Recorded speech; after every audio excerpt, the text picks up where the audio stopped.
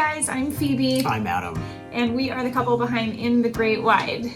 The travel blog that you are watching right now, as Adam says. Your new catchphrase. Today we want to talk about the Coast Starlight Amtrak train that you can take from Los Angeles up to Emeryville, which is just outside of San Francisco.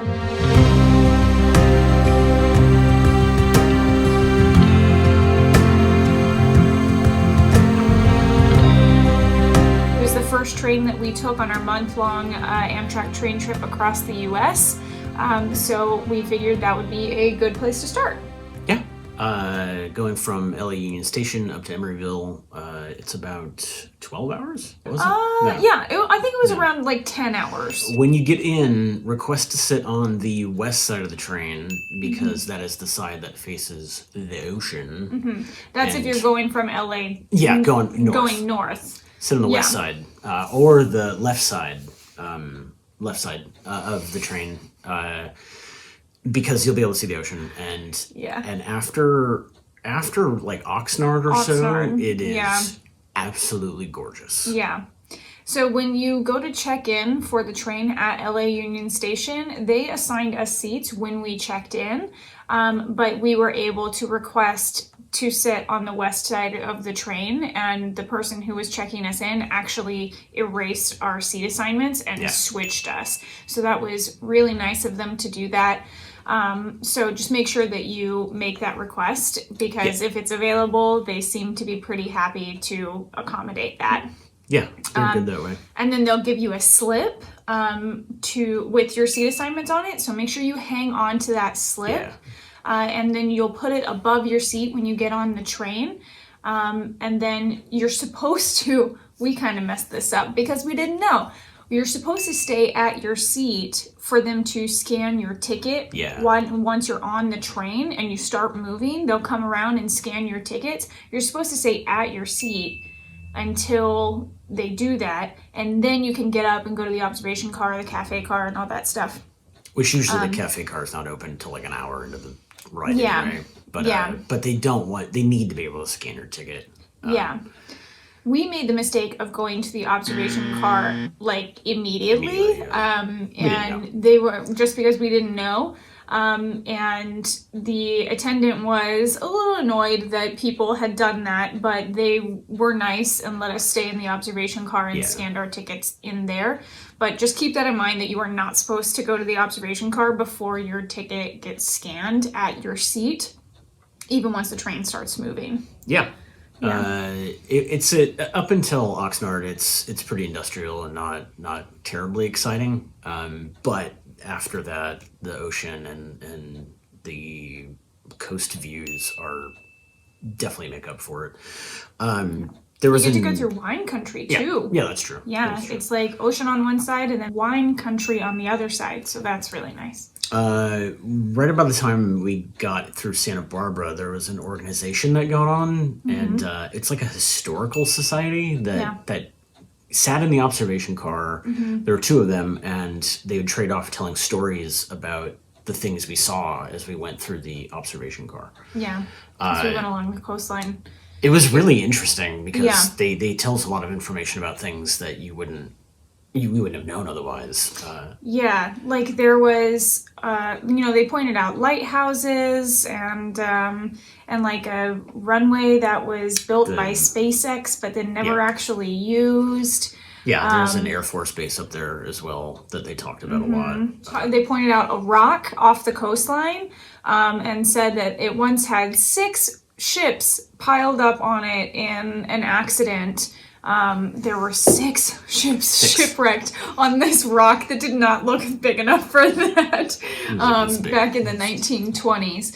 And they had some like pictures that they had printed off that they kind of passed around for us to see. So that was really interesting. Yeah, it was cool. Yeah, I think it added a lot to that first day of the trip to have those people on there. We had no idea what was going to happen. No, and in fact, I don't think anybody did, because they had mentioned that this was the first time they had been back on the train since the pandemic started. It was a nice little added bonus. that we didn't know we were going to get? We also saw a family of deer. There was deer. There is a certain point where you're along the coastline for quite a while, and then there is a certain point where you turn back inland, and you're away from the water again, but going through wine country, so it's still really nice, just in a different way. And there was one point when I looked out the window and there was just a family of deer, like, that we were I mean, you're going pretty fast, you know, so you're not going to have time to, like, you got to keep your cameras ready, you know, but we totally saw a little family of deer, like, in the woods next to the train track, and it was really cute. There are fresh air breaks every couple hours. It's about every 3-4 stops, depending on how big the stations are. But you get about 10 to 15 minutes for a smoke break or a fresh air break. Yeah. Which can be tricky because a lot of times people will be out there smoking right by the train, so finding actual fresh air might be hard. Can be a little difficult. Sometimes it depends on the stop, but... Or you can be in Philadelphia where it's actually underground and just smells like diesel. Super fun. Whatever you do during the fresh air breaks, don't use the handicap bathrooms. They're much bigger, but the door that opens up to the outside essentially locks you in the bathroom, as I learned at our first stop.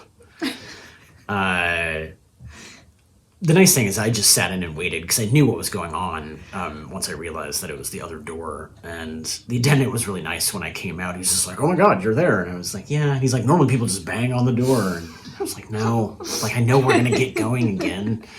But you weren't in there for very long, though. It was like just a funny message that, because I was sitting on the train, like, at our seats upstairs, and I got this message from Adam saying I'm locked inside the bathroom.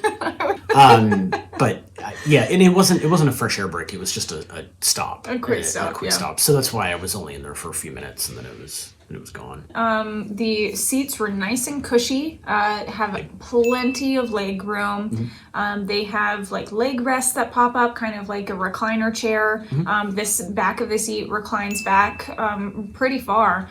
And then there's also a footrest that you can pull up from the seat in front of you. It's not bad. I mean, for sleeping, it's not bad. Yeah, so, and that's in coach. There are also, like, room options and everything, but since we used the USA rail passes through Amtrak, everything that we did was coach on this trip.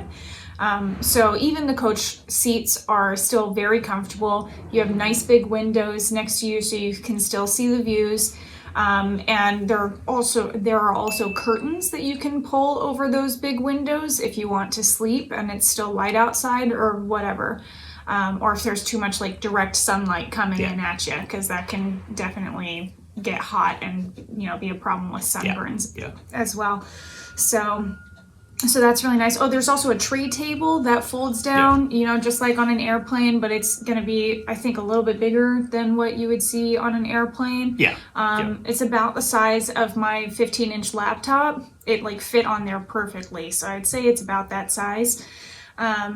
But nothing else will fit on it if you have your laptop up on it. Yeah, nothing I else had will fit. My laptop's a little smaller, and there's just enough room to kind of put my phone on the side. But even then, it was precarious because I thought it would just fall. Yeah, and it does extend out towards you, not quite as far as I would like, because you kind of have to, like, reach for your laptop or whatever. So yeah, the coach chairs are very comfortable, especially if you are only going from Los Angeles to Emeryville. It's definitely fine to just do coach. You don't need a room because it's less than a day. Yeah, it's less than a day. It's not an overnight trip.